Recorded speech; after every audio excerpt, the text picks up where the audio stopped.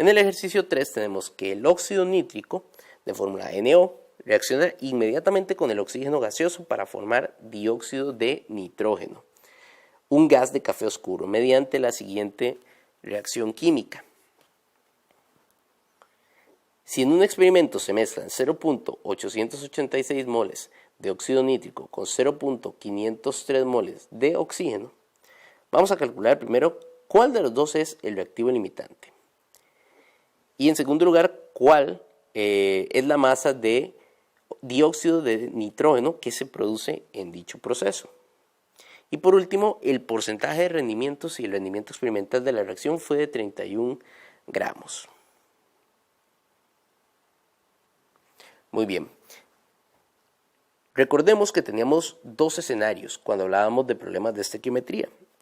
El escenario donde nos dicen que hay un reactivo que se encuentra en exceso y el escenario donde no nos indican si hay reactivo en exceso. En los casos en los que no nos indican si hay un reactivo en específico en exceso, nosotros debemos hacer un cálculo para determinar primeramente cuál es el reactivo limitante de la reacción, que recordemos es el que me va a indicar la cantidad de producto que se está formando realmente en el proceso.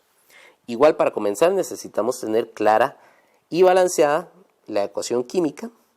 Si observamos esta ecuación química, vamos a notar que no está balanceada. La manera correcta de balancearla es si ponemos un coeficiente de 2 antes del óxido nítrico y un coeficiente de 2 antes del dióxido de nitrógeno.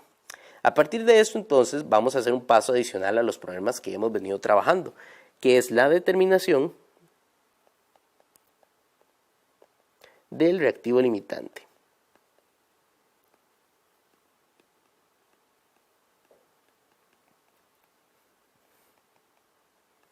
Ahora, como ya lo hemos discutido, el reactivo limitante es el que me indica la cantidad real de producto que se forma en el proceso y corresponde a aquel reactivo que se agota primero y va a ser, por consiguiente, el reactivo que me genere la menor cantidad de producto. Así que cuando queremos identificar cuál es el reactivo limitante de una reacción, lo que vamos a hacer es identificar cuál es el que me generaría la menor cantidad de producto si se consume completamente. Para poder identificar esto de una manera sencilla, lo que vamos a hacer es dos cálculos. Vamos a calcular a partir de los dos reactivos que tenemos en el proceso cuánto producto se produce si se consumiera cada uno de ellos. Entonces vamos a hacer dos cálculos por separado. Primeramente haremos el cálculo de la cantidad de producto que se obtiene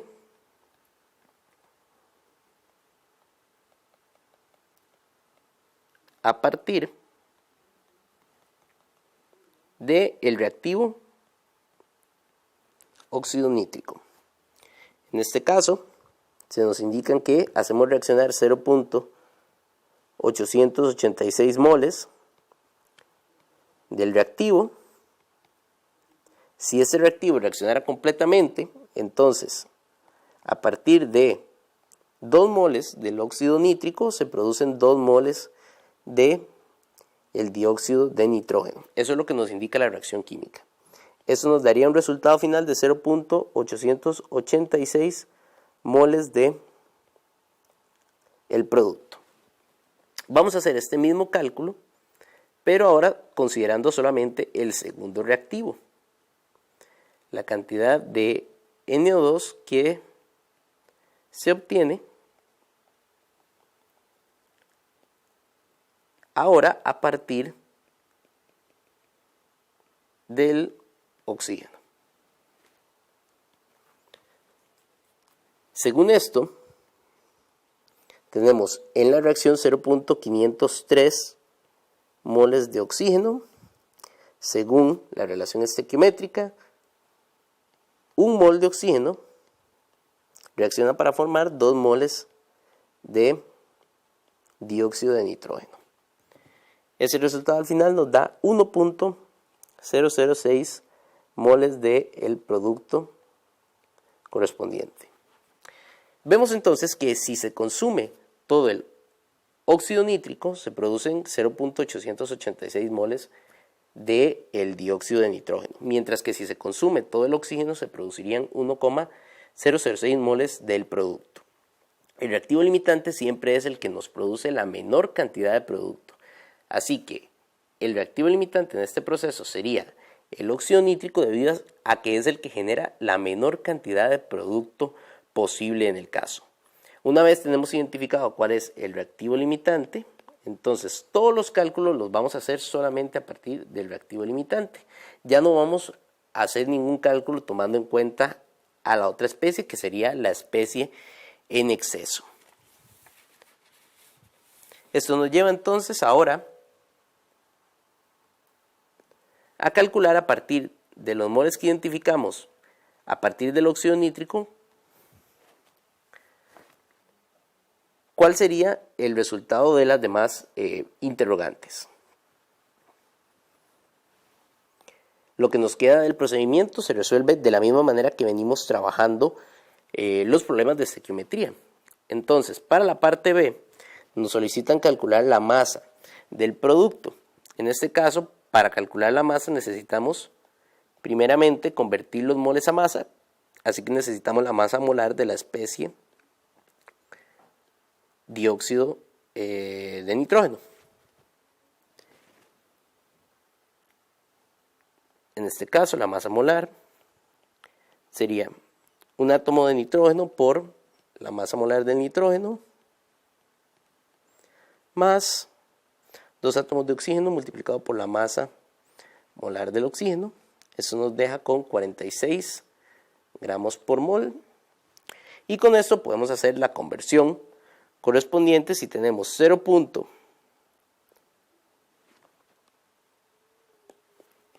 Si tenemos en este caso 0.886 moles de NO2, vamos a convertirlo a masa.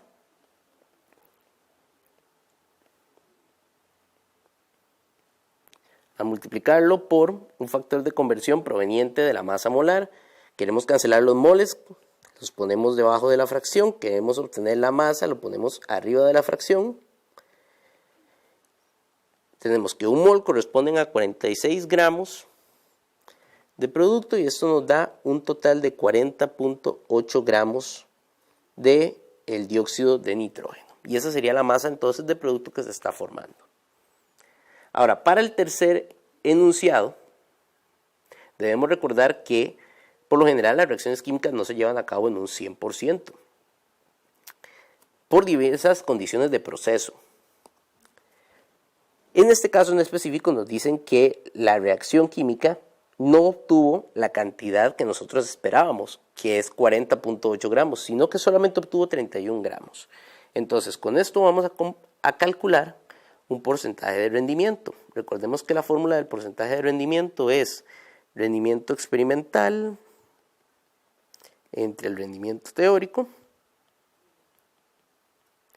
y todo esto multiplicado por 100. El rendimiento que nosotros calculamos en el ejercicio siempre es un rendimiento teórico y generalmente nos dan un rendimiento experimental de laboratorio o de proceso. En este caso, el rendimiento experimental serían 31 gramos y lo que nosotros esperábamos obtener, el rendimiento teórico, era 40.8 gramos. Multiplicamos esto por 100 y el resultado en este caso sería 76%. Esto quiere decir que este proceso químico se llevó a cabo solamente en un 76% de su totalidad. Los reactivos solo se consumieron en un 76%. En el ejercicio 4 vamos a considerar la siguiente reacción entre el óxido de manganeso y el ácido clorhídrico para formar cloruro de manganeso, cloro gaseoso molecular y agua. Si podemos reaccionar 74.82 gramos del manganeso con 48.2 gramos del ácido clorhídrico, vamos a calcular entonces cuál es el reactivo limitante, es decir, cuál es el reactivo que se consume primero. Luego vamos a calcular el rendimiento teórico de cloro y finalmente cuál es el porcentaje de rendimiento si el rendimiento experimental es de 15 gramos. Nuevamente vamos a empezar siempre a partir de nuestra reacción química Nos vamos a asegurar de que esté balanceada. En este caso, si hacemos un chequeo rápido, vamos a ver que no se encuentra balanceada y debemos agregar, para este caso, un 4 antes del ácido clorhídrico en los reactivos y un 2 antes del agua en los productos. Primeramente nos solicitan que identifiquemos cuál es el reactivo limitante. Para identificar el reactivo limitante necesitamos establecer cuál de los dos reactivos produce la menor cantidad de producto. Y para esto necesitamos tener los moles de cada uno de los reactivos. Así que el primer paso va a ser convertir las masas que nos está dando el problema a moles de cada uno de los reactivos.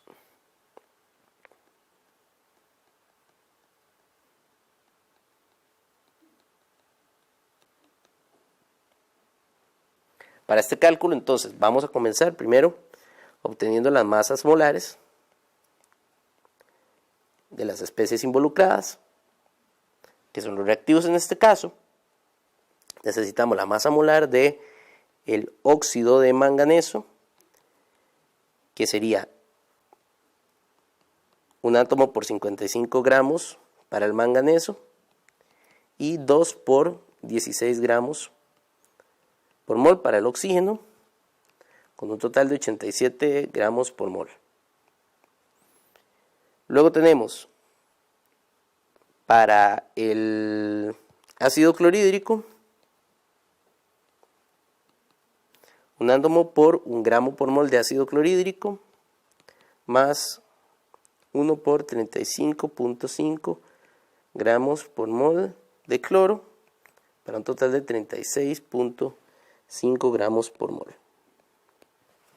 Con esto podemos calcular entonces los moles de cada especie.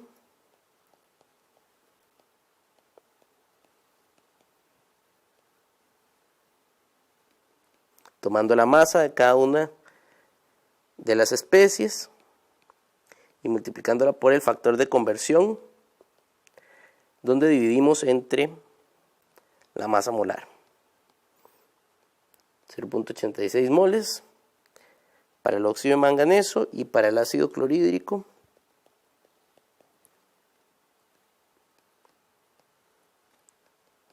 tomamos la masa, multiplicamos por factor de conversión donde tenemos masa molar en el denominador.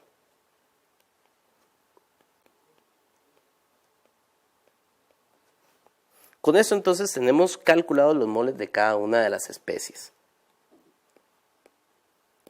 Posteriormente, debemos establecer cuál de los dos es el reactivo limitante. Vamos a hacer un cálculo como el que realizamos en el ejercicio anterior y vamos a buscar la cantidad de producto que se forma a partir de cada uno de los reactivos.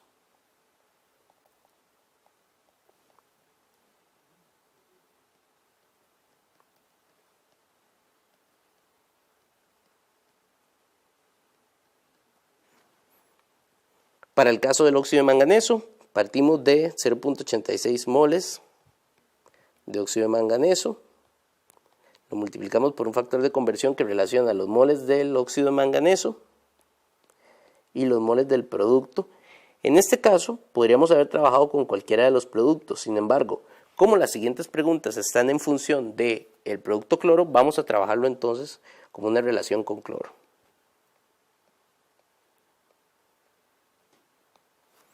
Tenemos nuestro primer resultado y vamos a realizar este mismo cálculo para el segundo reactivo.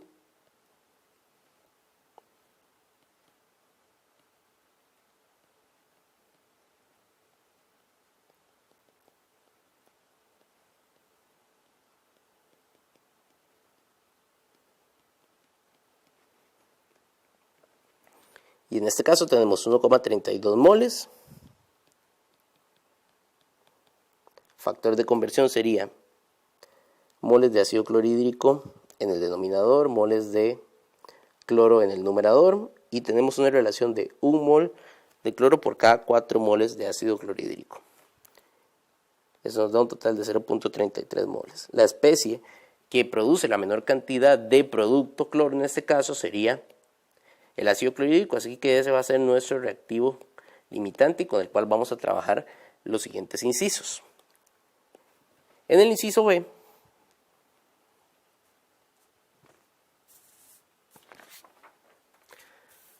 vamos a calcular ahora la masa de cloro que se forma en el proceso.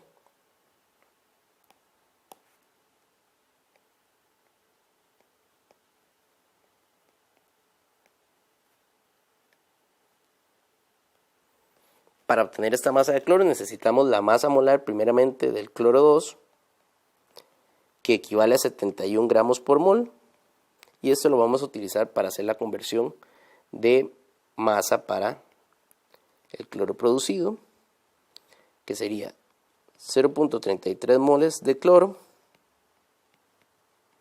multiplicado por un factor de conversión de moles a masa, donde tenemos moles en el denominador, masa en el numerador, y utilizamos la masa molar para hacer la conversión. Esto nos da un valor de 23.4 gramos producidos de cloro. Finalmente, en el inciso C,